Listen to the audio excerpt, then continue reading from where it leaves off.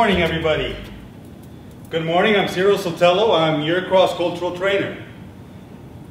It's a pleasure to be here. It's a pleasure to see such a large crowd. I hope you guys back there can see me. Thank you. Today we will look at how culture interferes with communication. This is about communication, something we do on a daily basis, something we do whether consciously or unconsciously. And we want to make sure that when we are addressing somebody from another culture, from another country, we are aware of those elements that, due to culture, interfere with our process of interaction and communication. How many of us have driven down the street and had a car in front of us make a right turn signal and turn left? That's miscommunication. Yes, indeed. A lot of us have. I think we all have sometime in our life. Well, many a times we do that with immigrants. We say something, they understand something completely different. They look at something and they see something completely different. They hear something, or they listen to something, and they hear something completely different. Let's look at those elements that interfere with communication, driven by culture, by the difference in cultures. So, let me point out that communication is all about conveying meaning. We know that.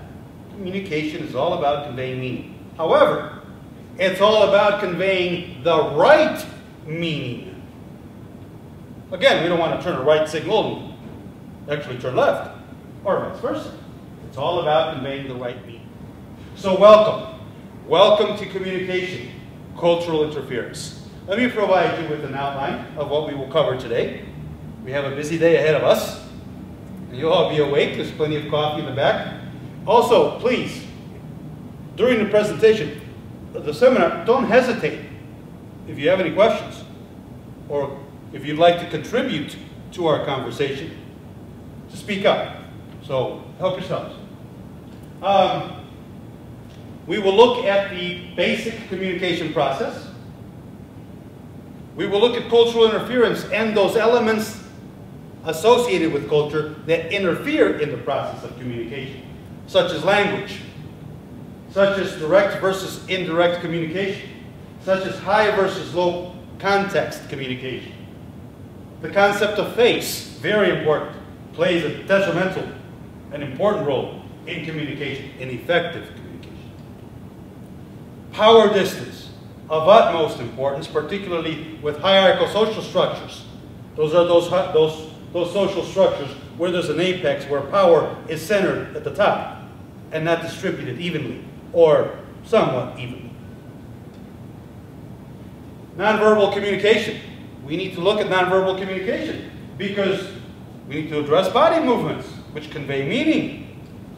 We need to talk about distance, the distance that happens or takes place in the interaction between two people on a face-to-face basis. We need to look at time and how we perceive time. In fact, how many of us have noticed, one way or another, usually with a bad experience, that Hispanics view time very differently from us? And again, my name is Cyril Sotelo, your cross-cultural trainer.